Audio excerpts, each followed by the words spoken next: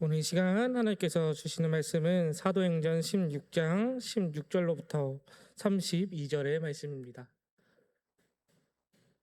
제가 가진 성경으로는 신약 239페이지입니다.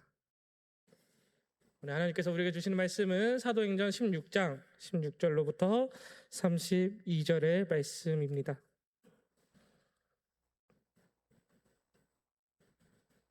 그럼 말씀이 긴 관계로 제가 한 절, 성도님들 한 절, 마지막 절 함께 합독하도록 하겠습니다. 저 한번 쳐보겠습니다. 우리가 기도하는 곳에 가다가 점치는 귀신 들린 여종 하나를 만나니 참으로 그 주인들에게 큰 이익을 주는지라.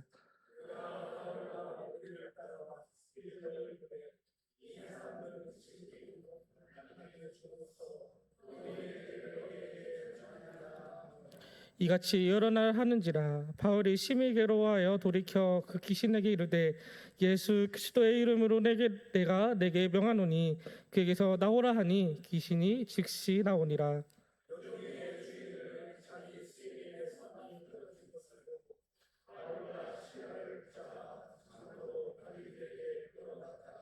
상관들 앞에 데리고 가서 말하되 이 사람들이 유대인인데 우리 성을 심히 요란하게 하여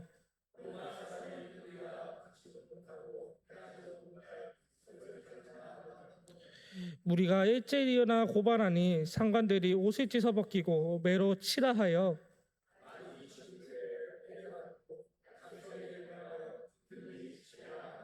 그가 이러한 명령을 받아 그들을 깊은 옥에 가두고 그 발을 착고에 든든히 채웠더니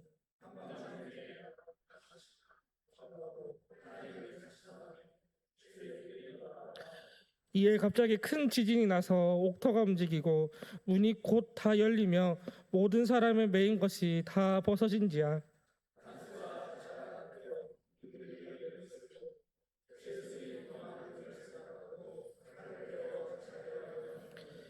바울이 크게 소리질러 이르되 내 몸을 상하지 말라 우리가 다 여기 있노라 하니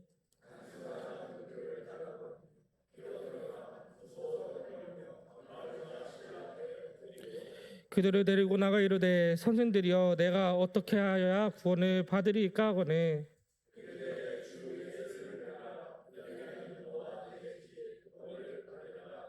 함께 읽겠습니다.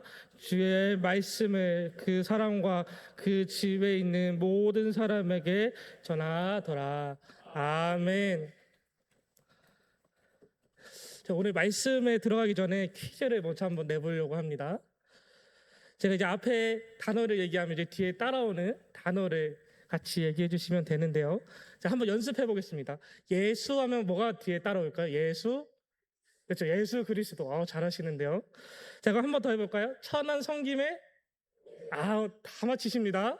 그럼 마지막으로 한 번만 더 해보겠습니다. 바울과 역시 다른 교회는 다 틀리신다는데 역시 저희 교회 성도님들 다 이렇게 맞추시는 것 같습니다.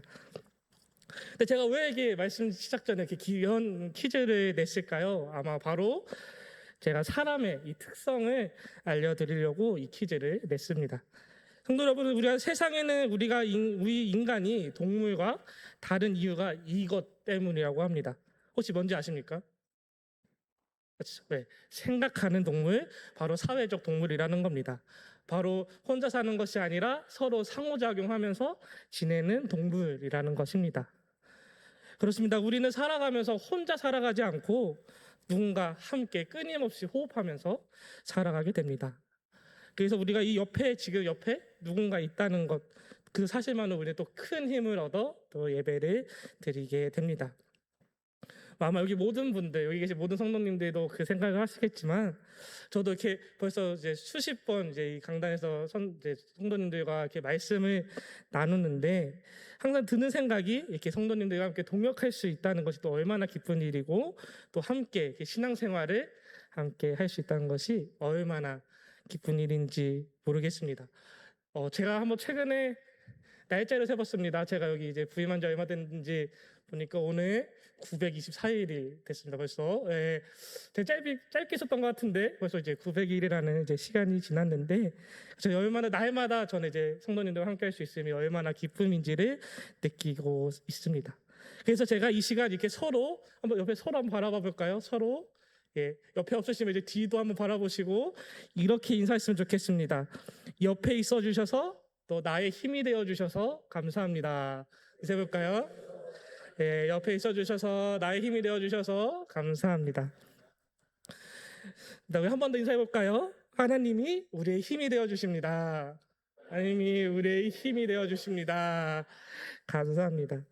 그렇습니다. 우리는 이렇게 옆에 있는 사람들과 성도님들과 함께 이 하나님이 허락하신 천안 성김의 교회라는 이제 공동체 속에서 기쁨으로 또 이렇게 항상 나아가지만 우리 세상의 모든 사람들은 지금 이렇게 함께 예배드리는 것이 영원할 수 있을까요?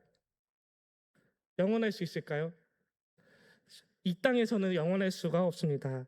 옆에 분들과 이렇게 즐겁게 행복한 하나님 말씀을 듣지만 어느 순간 우리가 이 행복을 어느 순간은 계속 이어갈 수는 없습니다.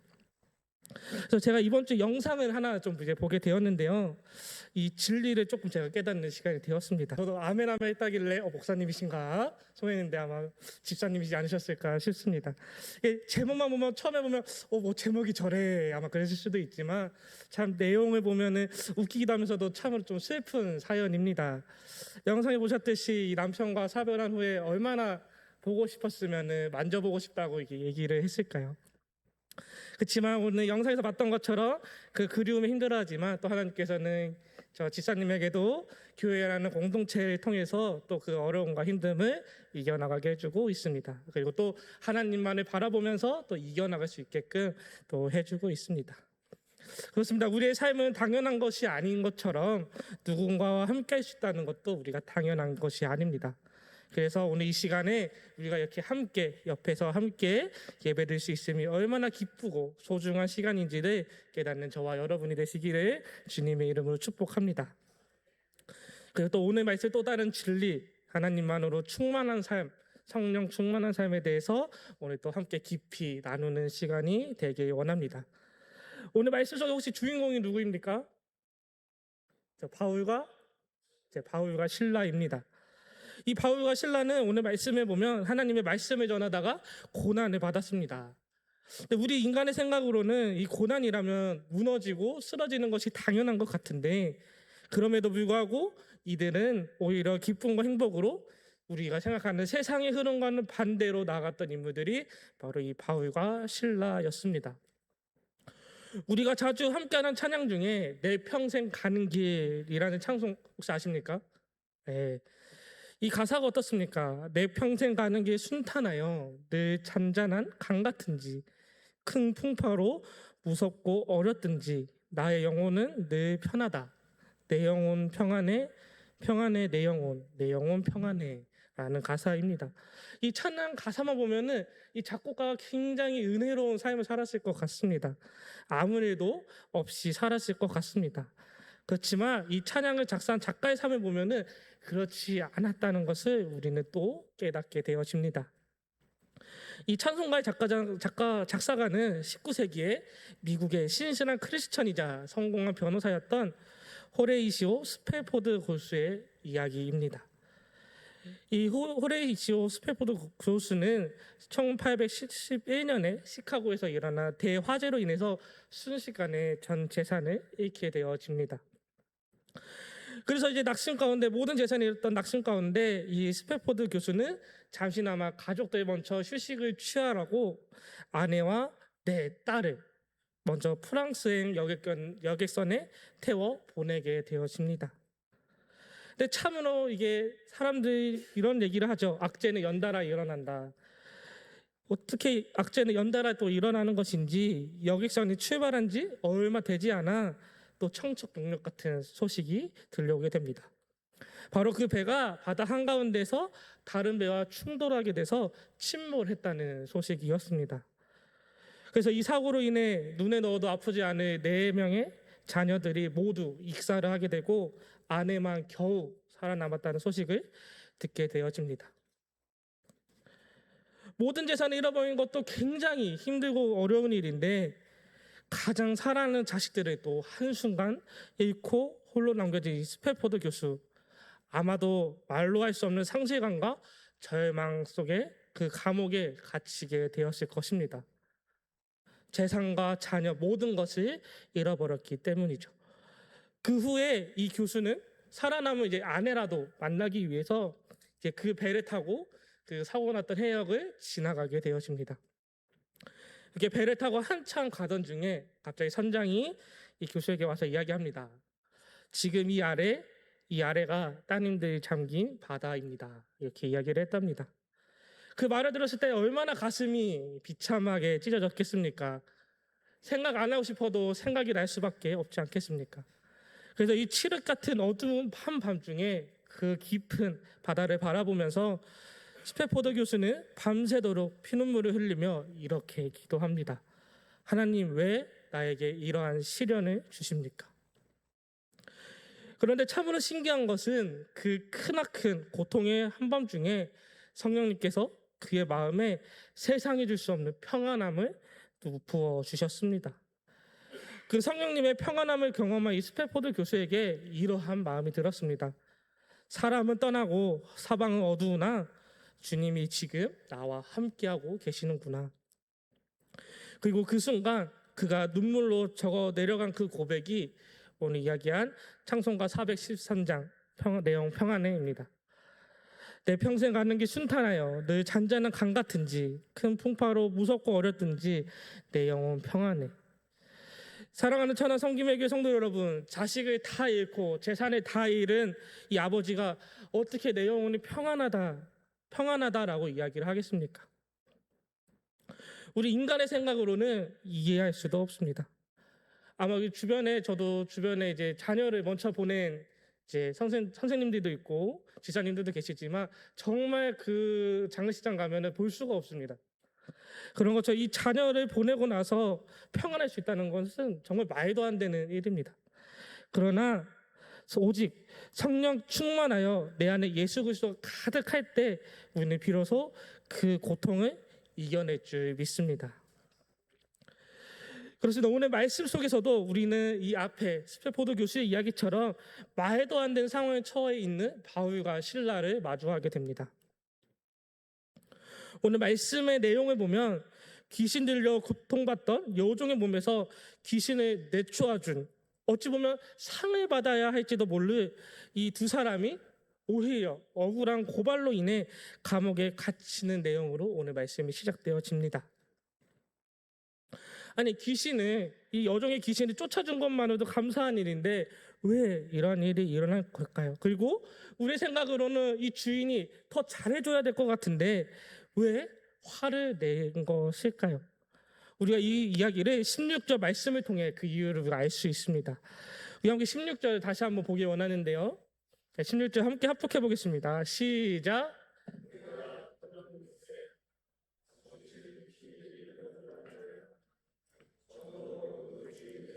큰 이익을 주는 자라. 아멘. 뭐라고 이야기합니까? 이 주인이 이 귀신 들린 여종을 통해서 이 여종이 점치는 것을 통해서 돈을 벌고 있던 것입니다. 한마디로 우리가 얘기하는 것이 여종이 바로 주인의 돈줄이었던 것입니다. 그렇게 여종이 버는 돈으로 이 주인은 떵떵거리며 살게 되었는데 갑자기 모르는 바울과 실라가 와가지고 그 돈줄을 하루 만에 끊어버리게 된 것입니다. 그거는 우리 생각으로는 감사해야 할 일인 것 같은데 하나님께서 이르실 그 선한 이들이 그들에게는 눈의 가시가 되어져 버린 겁니다.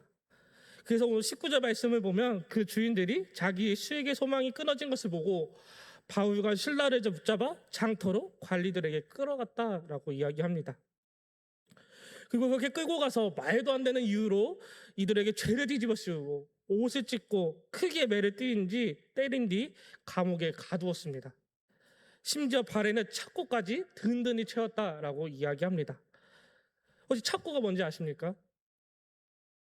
이 착고는 죄수의 발목에 끼워 고정하는 무겁고 차가운 나무나 철제 형틀을 이야기합니다. 아니, 하나님 일을 열심히 했는데 돌아온 것은 심한 육체의 고통과 구속이었습니다. 인간적인 눈으로 보면 어떻게 보면 철저한 실패의 자리이자 절망의 자리 아니겠습니까? 그렇습니다. 우리의 인생 가운데서도 예기치 못한 감옥이 우리에게 찾아옵니다. 바울과 신라가 갇힌 감옥처럼 우리에게도 질병의 감옥, 또한 재정의 감옥, 관계의 감옥이 예고도 없이 찾아오게 됩니다. 그리고 우리는 그 감옥에 갇힐 때 깊은 공허함과 결핍을 느끼며 낙심하기도 합니다. 그런데 오늘 말씀에서 바울과 신라는 또 어떻게 합니까? 우리 25절 말씀 한번 합독하기 원하는데요. 25절 함께 읽겠습니다. 시작.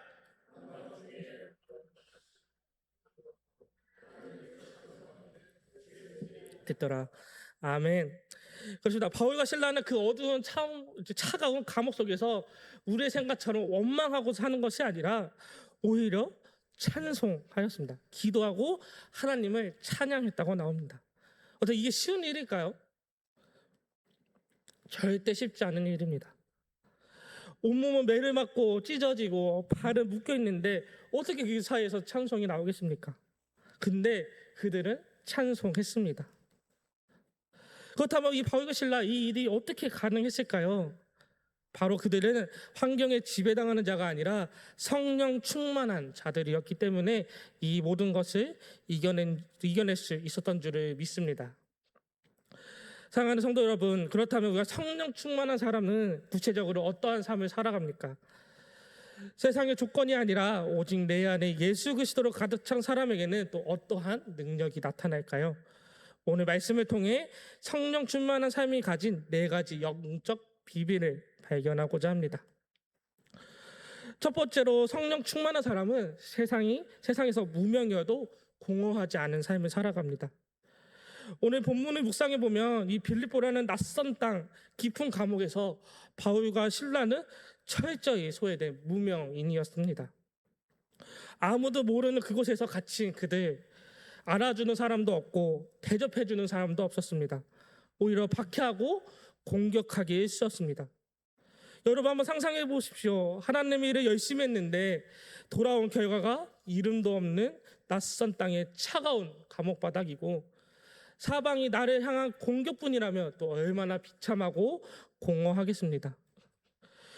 우리의 삶도 또 그럴 때가 있지 않습니까? 아마 직장 다니시는 분들은 경험하시겠지만 직장에서도 열심히 해도 내 공로를 뺏어가는 상사들을 만날 때, 또 잘못한 거 없는데 그냥 미워하는 사람들을 만날 때 우리는 비참해지고 공허해집니다.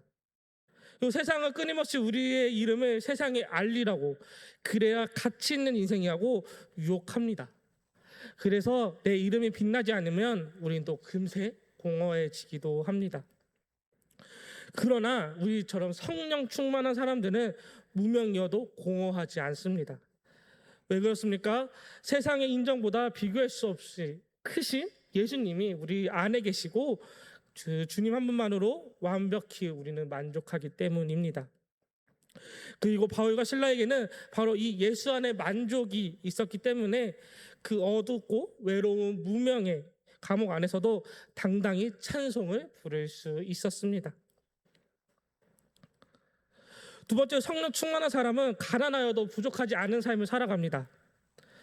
우리 바울과 신라의 모습을 다시 한번 봐볼까요? 바울의 신라의 모습을 보면 옷이 찢겨지고 모든 소유를 빼앗기고 또 발마저 착고에 묶여 아무것도 할 수 없는 철저한 결핍과 가난의 시간을 보냈습니다.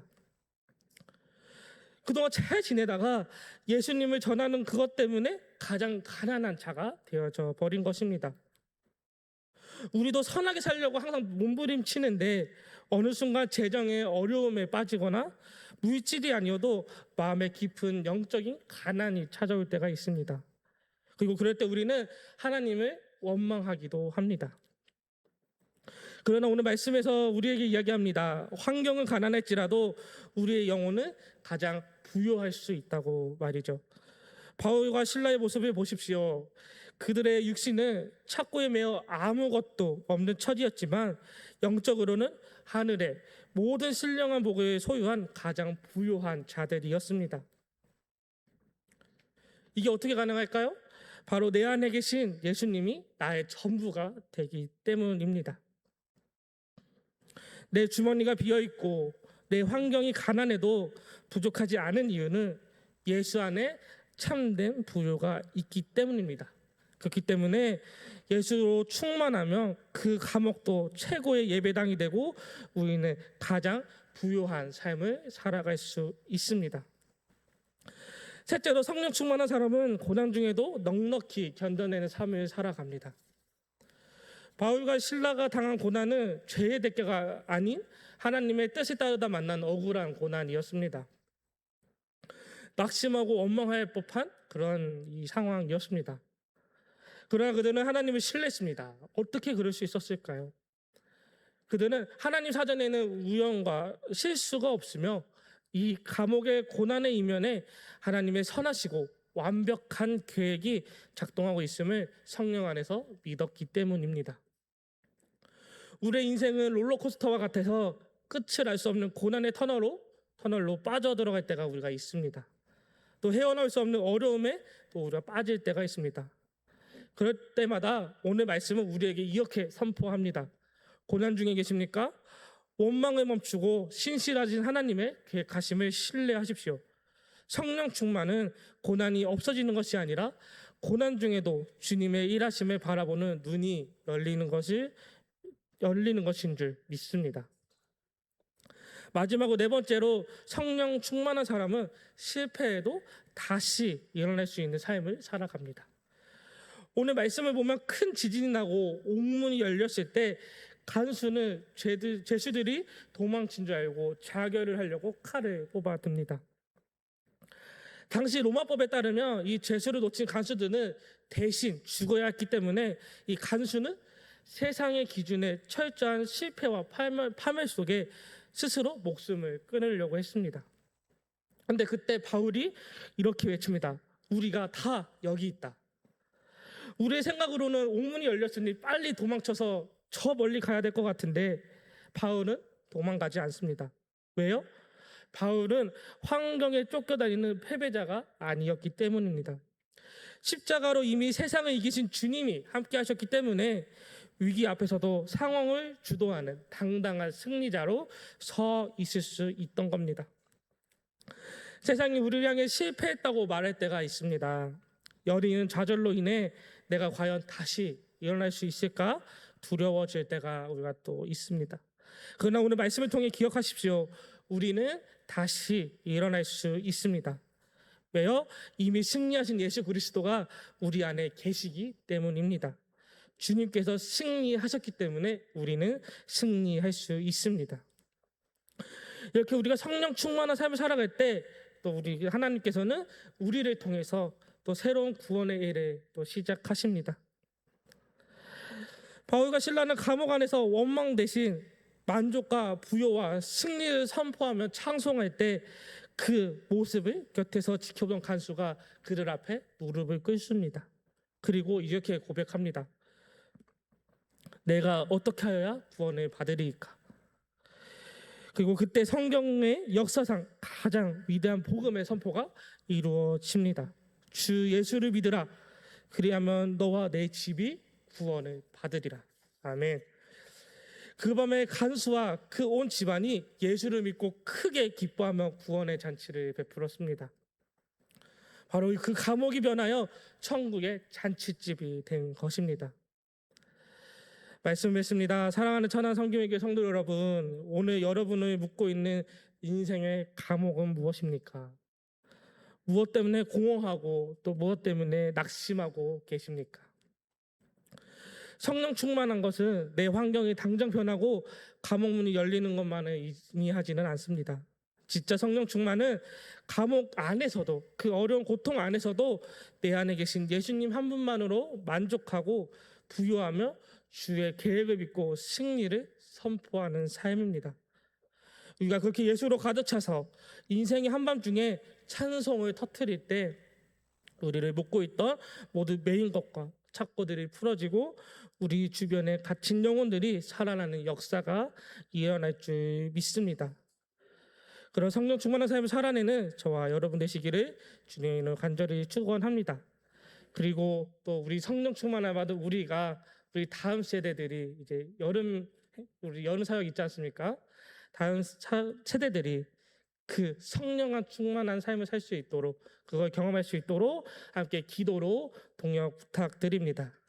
이 시간 제가 기도하고 오늘 말씀을 맺도록 하겠습니다. 사랑이 많으신 하나님 아버지 감사합니다. 오늘 성령 충만한 삶을 알게 하시니 감사드립니다.